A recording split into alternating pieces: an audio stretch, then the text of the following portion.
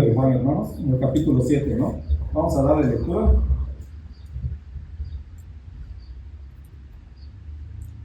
El título se llama Incredulidad de los hermanos de Jesús, ¿no? Dice la palabra de Dios así, en el 7.1, desde el 7.1 al versículo 24, hermanos.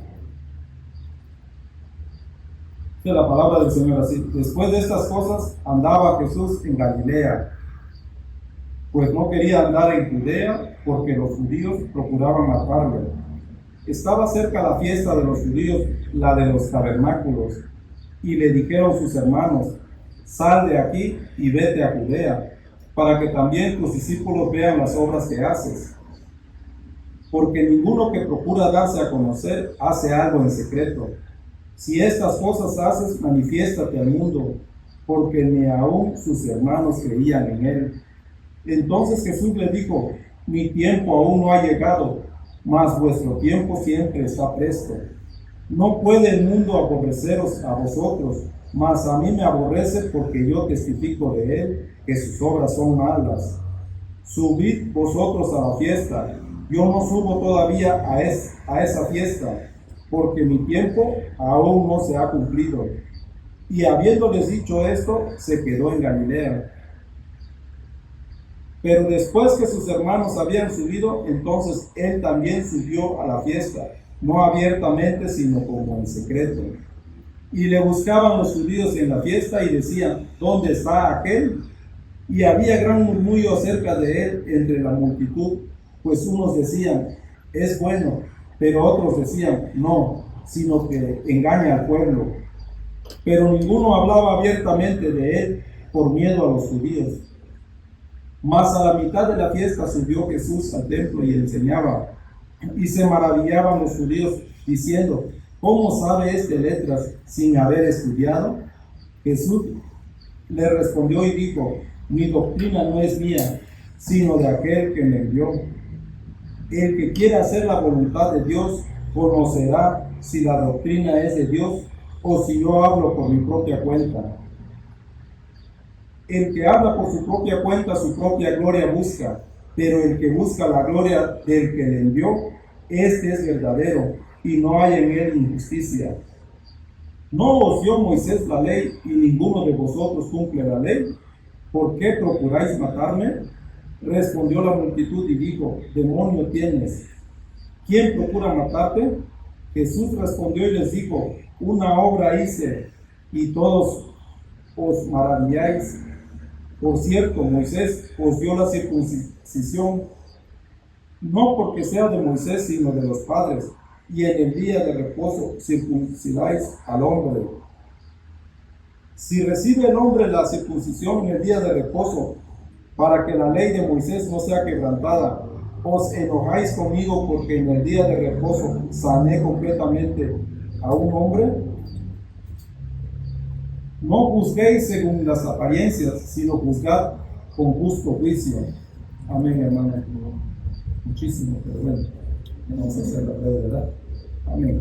Bueno, les invito a que cierren sus ojos, vamos a orar antes de iniciar. Amado Padre, te damos gracias, Señor, en esta hora, Señor. Gracias, Padre, porque hemos leído tu palabra, Señor. Sabemos que tu palabra es fiel, Señor, y verdadero. Te pedimos, Señor, que nos bendigas en esta linda tarde, Señor, y que sea alimento para nuestro espíritu, Señor. Bendice a cada uno de mis hermanos en este momento, Señor, los que están y los que no pudieron estar, Padre. Gracias te damos, Señor, porque tú, Señor, nos bendices según nuestras necesidades, Padre.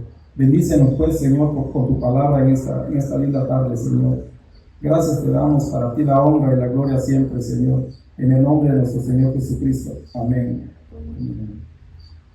Bueno. Pues el capítulo habla de la incredulidad de los hermanos de Jesús, ¿no? Dice: después de estas cosas andaba Jesús en Galilea, pues no quería andar en Judea porque los judíos procuraban matarle. Estaba cerca la fiesta de los judíos, la de los tabernáculos, ¿sí? Dice que, bueno, en este capítulo, la fiesta de los tabernáculos es el mensaje principal acá, ¿no? Que está hablando del entorno de esta fiesta. ¿sí? Si nos damos cuenta en el versículo 2, en el 7:2, dice que iniciaba la fiesta, estaba cerca la fiesta de los judíos, la de los tabernáculos. Y en el 7:14 habla que estaba la fiesta a la mitad cuando nuestro Señor Jesucristo subió al templo, dice en el verso 14. Y en el 37, que le toca la otra semana, el estudio, dice que ahí termina la fiesta, ¿no? Dice, en el último y gran día de la fiesta, dice, Jesús se puso de pie y alzó la voz, diciendo, si alguno tiene sed, venga a mí y beba. Entonces este pasaje habla de la fiesta de los tabernáculos, ¿no?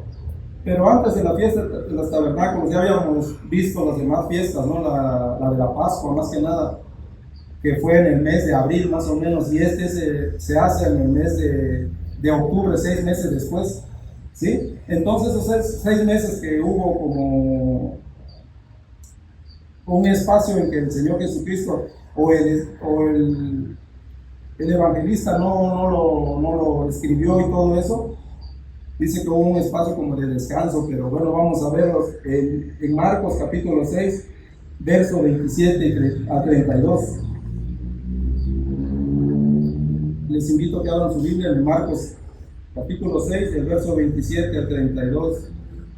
Si alguien lo tiene, puede dar lectura, por favor.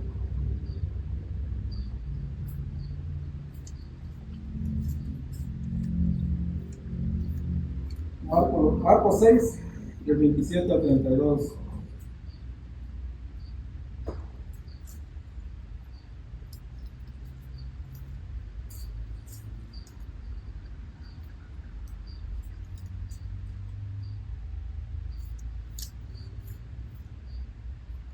Amén. 6. Marcos 6, 27. Marcos 6, del 27 al 32. Y enseguida el rey, pidiendo a uno de la guardia, mandó que fuese traída la cabeza de Juan. El guarda fue, el decapitó en la cárcel y trajo su cabeza en un plato y la dio a la muchacha. Y la muchacha le dio a su madre. Cuando vieron estos sus discípulos, vinieron y tomaron su cuerpo y lo pusieron en un sepulcro. Entonces los apóstoles encontraron a Jesús y le contaron todo lo que habían hecho y lo que habían enseñado. Y él les dijo, venid vosotros aparte a un lugar desierto y descansad un poco, porque eran muchos los que iban y venían, de manera que no tenían tiempo para comer. Y fueron solos en una barca a un lugar desierto. Sí, ese fue el tiempo de silencio que hubo en ese entonces, ¿no? Durante esos 6 meses. Pero también todo empieza en el capítulo 6 de Juan, cuando él, si vemos ahí donde dice Marcos, donde termina el hermano Marcos, Marcos 12,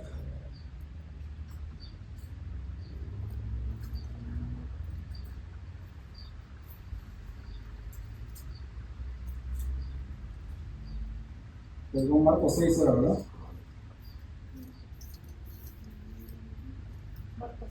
Marcos 6, ahí donde termina el verso 29, adelante dice, alimentación de los 5,000, ¿verdad?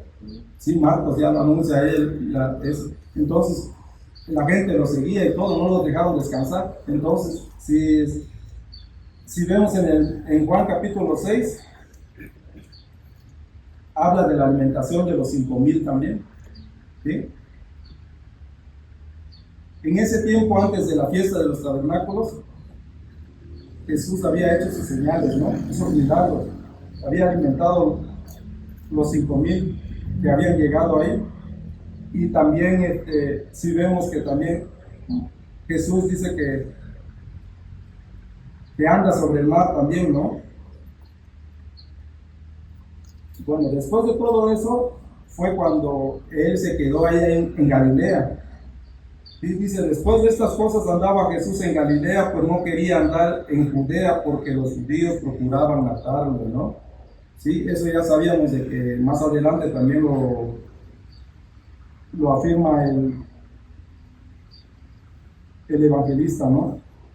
Que dice que procuraban matarle, ¿por qué? Porque había sanado a un hombre paralítico el día sábado.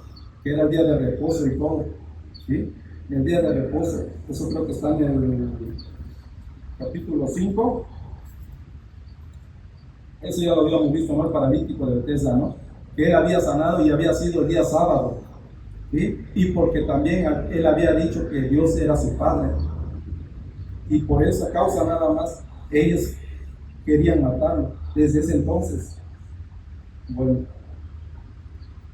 dice el capítulo 2, estaba cerca la fiesta de los judíos, la de los tabernáculos. Sabemos que la Biblia nos anuncia que hay 3 fiestas importantes anuales, ¿no? Que son importantes, que es la Pascua, la de Pentecostés, o la cosecha, y la de la enramada, ¿no? La enramada o tabernáculo también.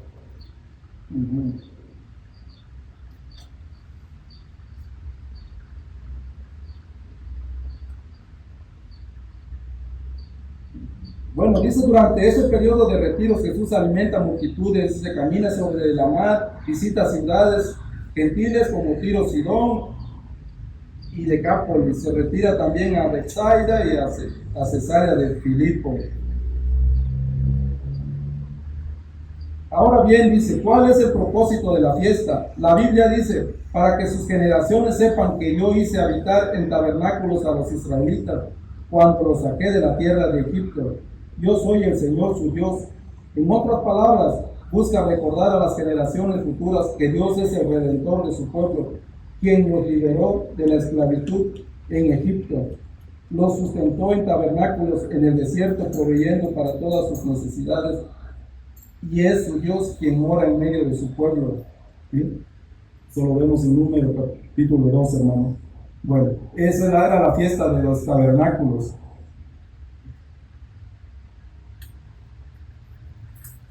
Esa fiesta duraba 7 días, ¿no? ¿Sí? Ya leímos ahí el origen y todo.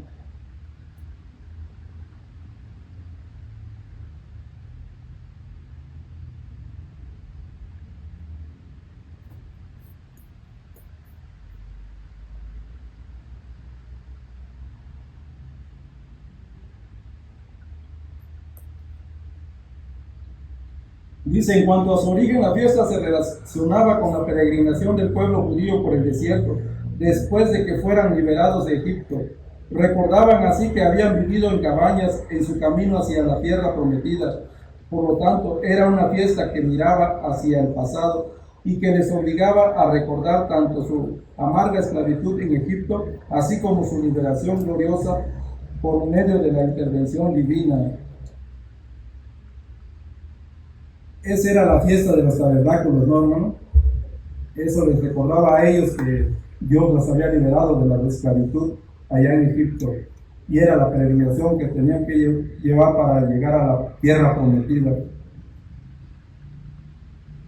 En el verso 3 dice, y le dijeron sus hermanos, sal de aquí y vete a Judea para que también tus discípulos vean las obras que haces, ¿no? Si nos acordamos que Jesús también tuvo hermanos, ¿verdad? No sé si alguien se acuerda de sus nombres. ¿Sí? Uno era Santiago, dice, ¿sí? Era Jacobo, que más adelante fue nombrado Santiago, es el que escribió las cartas de Santiago. Aquí dice que su incredulidad de ellos, no creían en Jesús en ese tiempo, pero después sí creyeron en él, porque escribió una carta, ¿no? También está Simón, está José, su nombre de su papá José, y está Judas, ¿no? Que también escribió también una carta de Judas y todo. Ahorita lo vemos más adelante. Si nos vamos a Mateo capítulo 13, verso 55, hermano. Mateo capítulo 13, verso 55.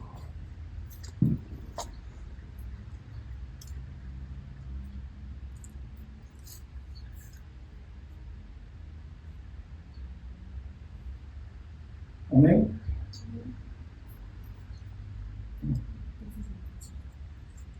Dice la palabra del Señor así, en Marcos Mateo, perdón, capítulo 13, verso 55. ¿No es este el hijo del carpintero? ¿No se llama su madre María y sus hermanos Jacobo, José, Simón y Judas? Esos eran los nombres de sus hermanos de Jesús. Dice que estos hermanos eran los hijos de José y María. Tuvieron después del nacimiento virginal de Jesús.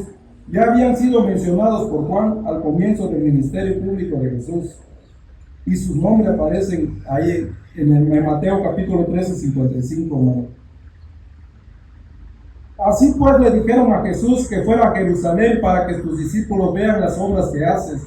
Sin duda pensaban que el propósito de Jesús era el de provocar el asombro popular mediante un alarde de poder. Así que añadieron, porque ninguno que procura darse a conocer hace algo en secreto. ¿Sí? Ellos querían que Jesús fuera para que lo reconocieran, ¿no? Querían que creciera su popularidad de Jesús. Por eso le dijeron sus hermanos, sal de aquí y vete a Judea, para que también tus discípulos vean las obras que haces. Porque ninguno que procura darse a conocer hace algo en secreto. Si estas cosas haces, manifiéstate al mundo. Este planteamiento no era nuevo para el Señor. El diablo ya le había tentado de una forma similar al comenzar su ministerio. Entonces el diablo le llevó a la santa ciudad y le puso sobre el pináculo del templo y le dijo: si eres hijo de Dios, échate abajo, porque escrito está: a sus ángeles mandará acerca de ti y en sus manos te sostendrán para que no tropieces con tu pie en piedra. Mateo capítulo 4, versos 5 al 6. ¿Sí? Y Mateo capítulo 4, verso 7 dice: y Jesús le respondió que no tentarás al Señor tu Dios, dice, no pondrás a prueba al Señor tu Dios. Entonces los hermanos de Jesús estaban equivocados en lo que le estaban proponiendo. Si estas cosas haces, manifiéstate al mundo. El Señor ya había hecho muchos milagros en Jerusalén y el resultado fue que los judíos intentaban matarle desde entonces. Pero los hermanos de Jesús no entendían esto, así que en su ignorancia le aconsejaban que fuera más atrevido, que llamara la atención del público, que se autopromocionara. Le animaban a que hiciera sus manifestaciones de poder en un lugar más público. No cabe duda de que su consejo provenía de la incredulidad. ¿Sí? En realidad, ellos no entendían que Él no había venido a impresionar al mundo con sus milagros, sino a salvar a los pecadores de sus pecados por medio de su misma muerte. Porque dice el verso 25, porque ni aún sus hermanos creían en Él, ¿no? ¿Sí? Ellos pensaban que el Jesús, nuestro Señor, debía de manifestarse en ese momento, en ese tiempo, ¿no? Pero más adelante dice: entonces Jesús les dijo: mi tiempo aún no ha llegado, mas vuestro tiempo siempre está presto. ¿Sí?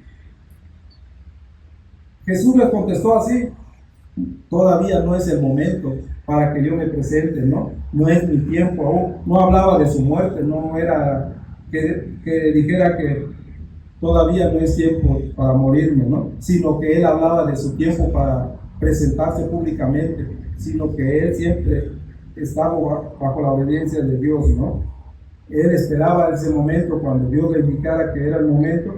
En ese tiempo era cuando Él debía de presentarse, ¿sí?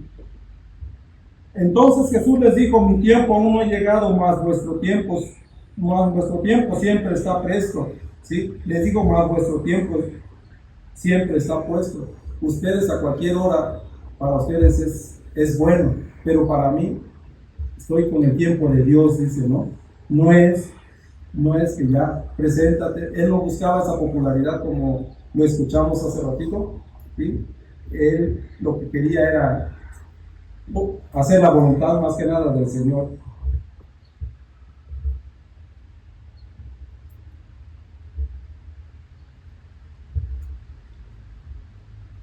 Luego en el verso 7 dice, no puede el mundo aborreceros a vosotros, mas a mí me aborrece, porque yo testifico de él que sus obras son malas.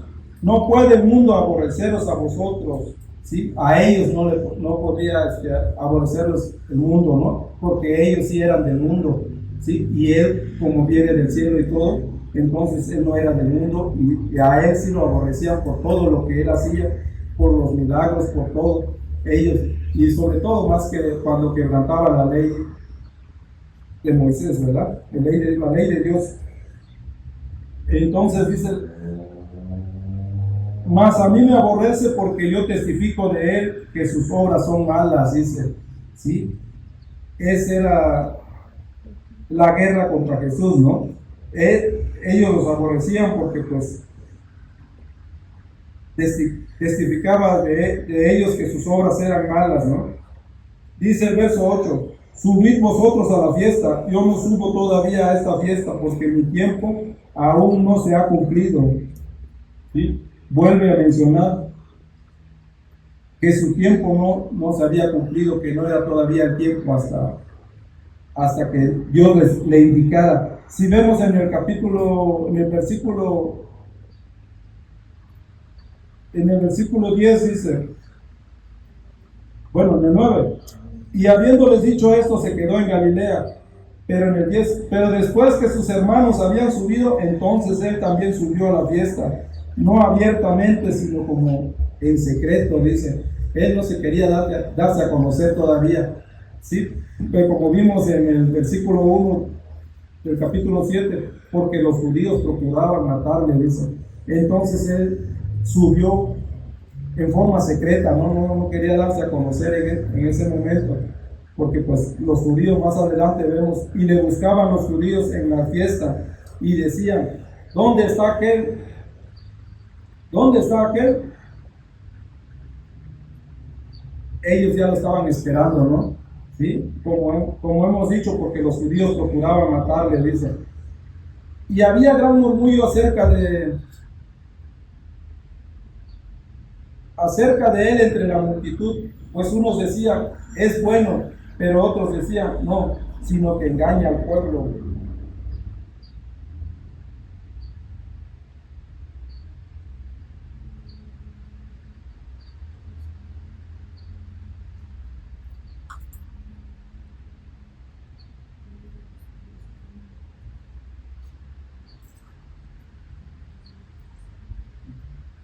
Bueno, nuestro Señor Jesucristo ya tenía sus seguidores, no había divisiones entre el pueblo, dice, ¿sí? Y uno decía, no, pues que él era bueno, y otros decían, no, pues engaña al pueblo, ¿no?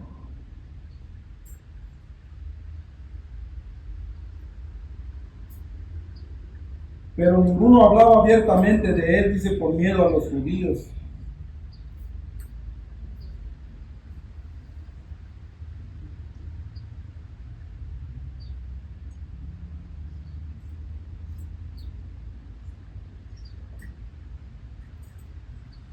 Bueno, en el versículo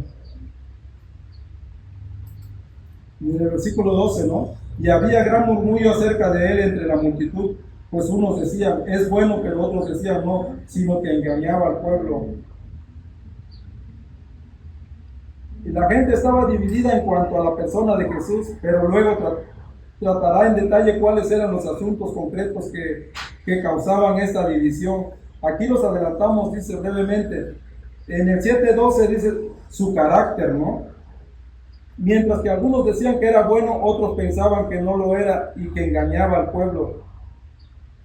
También era por su doctrina. Eso lo vemos más adelante en el 7:14-18. 14 al 18, cuando Jesús enseñaba a la gente, se admiraba de su doctrina porque hablaba como quien tiene autoridad. Hasta los mismos alguaciles que fueron a prenderle cuando enseñaba en el templo regresaron diciendo, jamás hombre alguno ha hablado como este hombre. Sin embargo, los líderes judíos cuestionaron su enseñanza porque no había estudiado en ninguna de las escuelas rabínicas. En el verso 18 dice, su motivación. Los judíos no solo pensaban que él promovía sus propias ideas, sino que lo hacía para conseguir fama y honra para él mismo. Pero no había nada en sus palabras o actitudes que hiciera sospechar tal cosa. De hecho, cuando hablaba siempre dejaba claro que su propósito era buscar la gloria del Padre que le había enviado.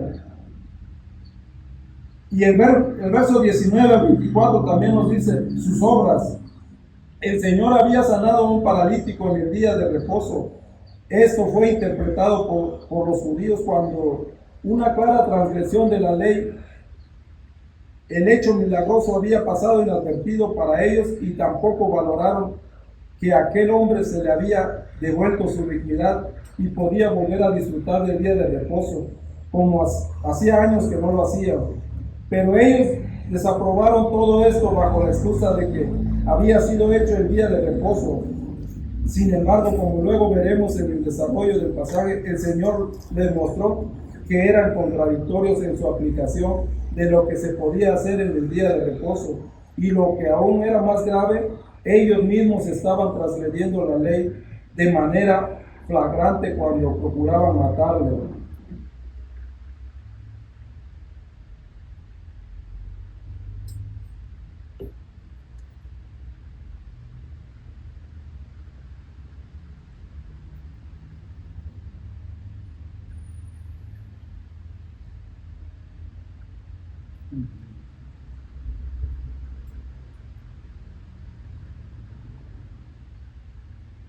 Dice el verso 13, pero ninguno hablaba abiertamente de él por miedo a los judíos, ¿no?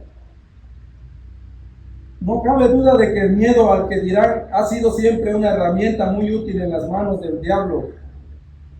¿Cuántos no confiesan a Cristo por temor a vecinos, parientes o conocidos?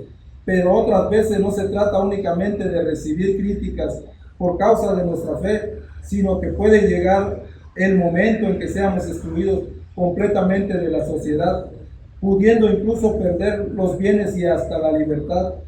Aunque nos sorprenda esto, sigue ocurriendo a muchos cristianos en el día de hoy.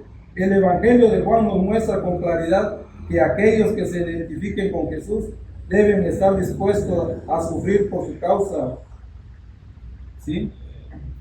Entonces ellos no hablaban abiertamente de él por miedo a los judíos, ¿no? ¿Sí? Porque por los judíos podían sacarlos de sus sinagogas y ellos hablaran bien de Jesús. Mas a la mitad de la fiesta subió Jesús al templo y enseñaba, verso 14. En esta ocasión no se dice que hiciera algún milagro, pero pronto el pueblo que le escuchaba estaba igualmente maravillado con él. La causa principal de su asombro se debió al conocimiento profundo que tenía de las Escrituras y la autoridad con que las exponía, pero también dejaron ver que estaban igualmente intrigados preguntándose de dónde había adquirido ese conocimiento, ya que era sabido de todos que no había estudiado en ninguna de las escuelas reconocidas de los rabinos. Se maravillaban.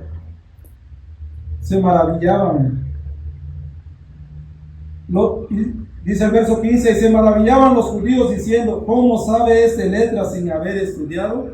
¿Sí? Si nos damos cuenta, como dice el escritor, que él no había ido a las escuelas, ¿no? Como los principales de la sinagoga, ¿no? Como los maestros de la ley que sí tenían un estudio, ¿no? De la universidad y todo. ¿Sí? Ahí tenemos a Pablo que era enseñado por Gamaliel, ¿no? ¿Sí? Y entonces ellos se maravillaban. ¿Cómo sabe este letra sin haber estudiado? Para los judíos estudiar en una de las escuelas rabínicas era la única manera de conseguir el conocimiento de las Escrituras y la autoridad para exponerlas. Y Jesús no había estudiado en ninguna de ellas, ni estaba acreditado por ningún erudito rabino. Sin embargo, cuando Jesús enseñaba, reclamaba la más absoluta sumisión. Esto resultaba inadmisible para los judíos y aún rompió más sus esquemas cuando afirmó que su doctrina la había recibido directamente de Dios. quien le había enviado para enseñarle a los hombres. Jesús le respondió y dijo, en el verso 16, mi doctrina no es mía, sino de aquel que me envió. La verdad es que si lo hubieran pensado bien, esto no tenía que haberse extrañado tanto, puesto que también todos los verdaderos profetas de Israel habían recibido sus mensajes directamente de Dios, y su autoridad nunca dependió de ningún rabino o escuela rabínica. Exigirle esto a Jesús, el mismo Hijo de Dios, no tenía sentido, ¿sí? Quiere decir que ellos no lo reconocían como Hijo de Dios, por eso ellos tampoco no estaban aceptando la doctrina, pensaban que esa idea era de él, ¿no? Que esa doctrina él lo había inventado, ¿no? Pero pues él siempre ha dicho que viene siempre del Padre, ¿no? Todo eso.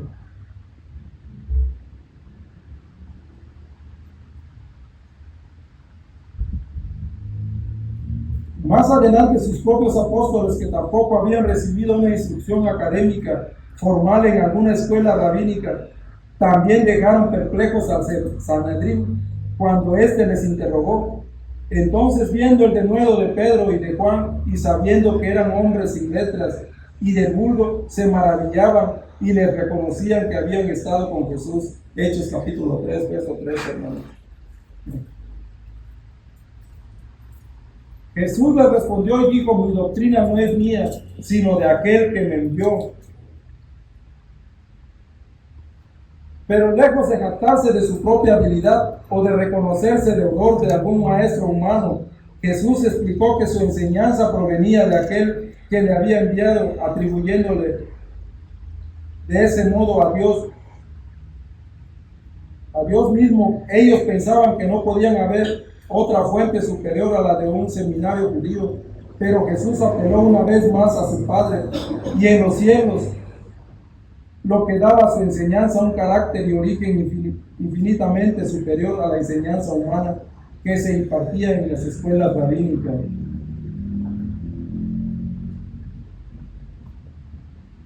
Dice el verso 17, el que quiera hacer la voluntad de Dios, conocerá si la doctrina es de Dios o si yo hablo por mi propia cuenta. Nuevamente vuelve a aparecer la conexión entre el Padre y el Hijo. Jesús afirma ahora que aquellos que quieren agradar al Padre sabrán que Él es el Hijo y que no habla por su propia cuenta. Los judíos daban a entender que tenían un problema para aceptar su doctrina porque no sabían de dónde procedía, pero en su respuesta Jesús les dice que su verdadera dificultad radicaba en el hecho de que no estaban dispuestos a hacer la voluntad de Dios cuando expresaban sus dudas en cuanto a su doctrina. Lo que realmente estaban haciendo era sacar a la luz que en su corazón no tenían el deseo de obedecer a Dios. Y así ocurre tantas veces en el día de hoy. Muchas personas dicen que no pueden creer porque no saben en qué religión se encuentra la verdad. Pero según el razonamiento del Señor, el problema no está en su intelecto, en que no sepan, sino en su voluntad, en que no están dispuestos a hacer lo que Dios manda en realidad hacer. Sus dudas son simplemente una excusa para seguir viviendo de espaldas a Dios, porque si un hombre está dispuesto a hacer la voluntad de Dios, Dios mismo se encargará de aclarar todas sus dudas y por supuesto no tendrá ninguna dificultad en reconocer que Jesús es el Hijo de Dios enviado del cielo. Amén, hermano.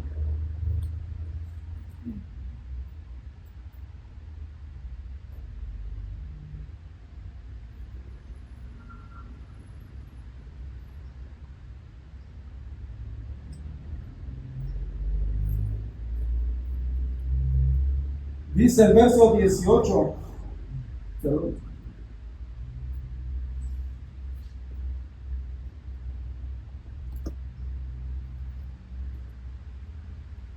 El que habla por su propia cuenta, su propia gloria busca, pero el que busca la gloria del que le envió, este es verdadero y no hay en él injusticia.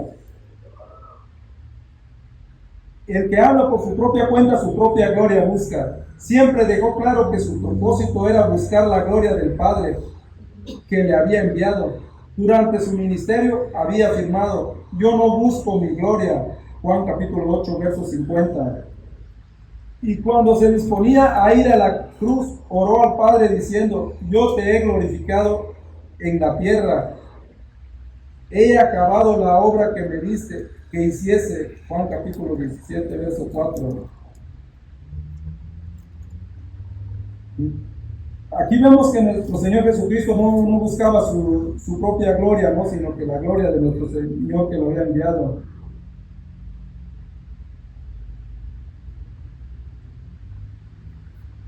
Dice el verso 19: ¿no os dio Moisés la ley y ninguno de vosotros cumple la ley?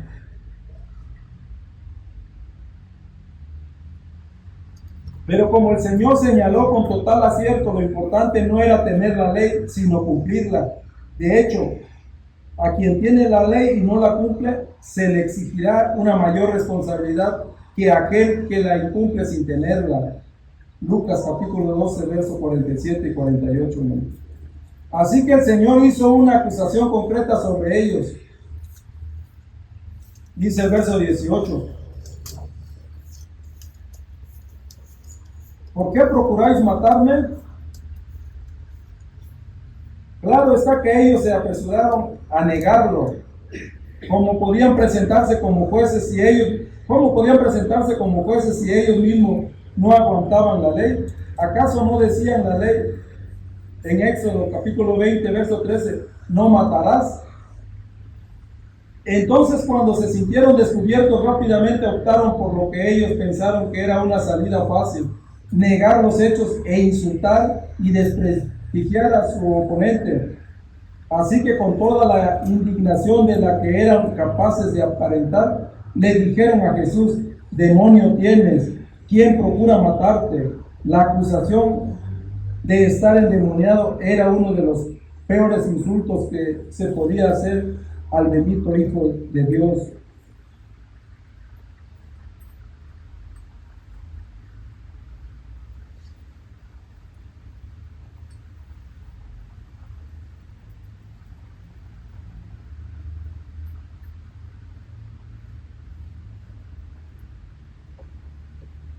Jesús respondió y le dijo en el verso 21, hermanos.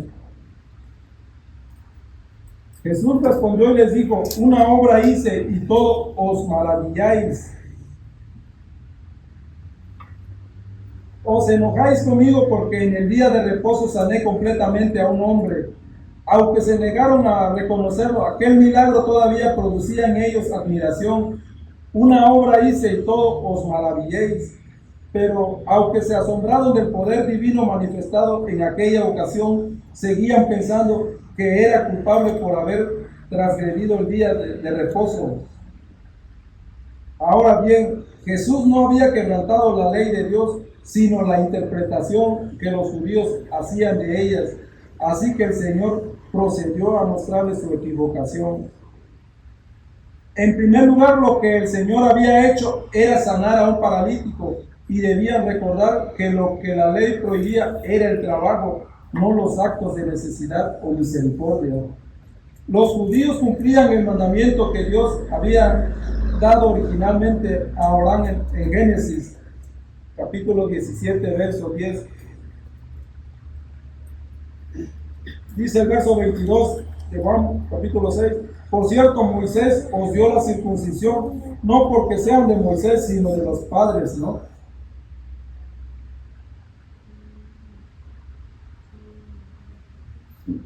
Y en el día de reposo circuncidáis al hombre. ¿Sí? Entonces dice que los judíos cumplían el mandamiento que Dios había dado originalmente a Abraham, ¿no? Cuando dice, no porque sea de Moisés, sino de los padres. Hablaba de Abraham, de Isaac y de Jacob, ¿no? De Jacob. Y en el día de reposo circuncidáis al hombre.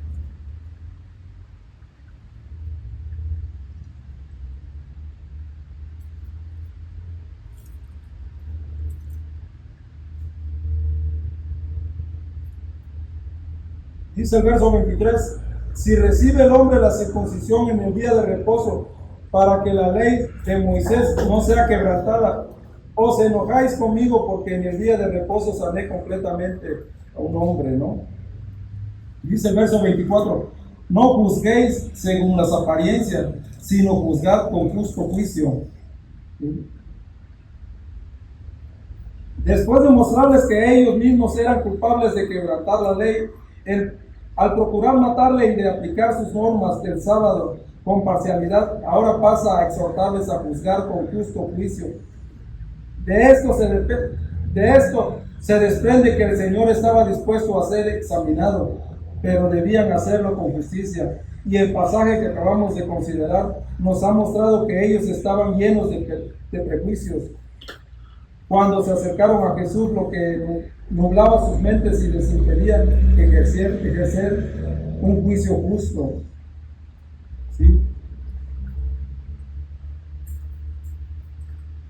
En otra versión dice ese versículo donde dice, no juzguéis según las apariencias, sino juzgad con justo juicio. ¿Sí?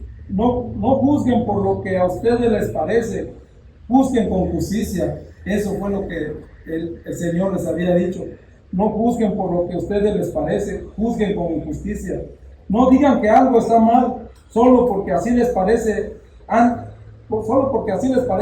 Antes de afirmar algo, deben estar seguros de que así es. ¿Sí? Eso es lo dicho por el Señor cuando dice, no juzguéis según las apariencias, sino juzgad con justo juicio, ¿no? Amén. Dios les bendiga, hermanos, gracias. Les invito a que cierren sus ojos, vamos a orar.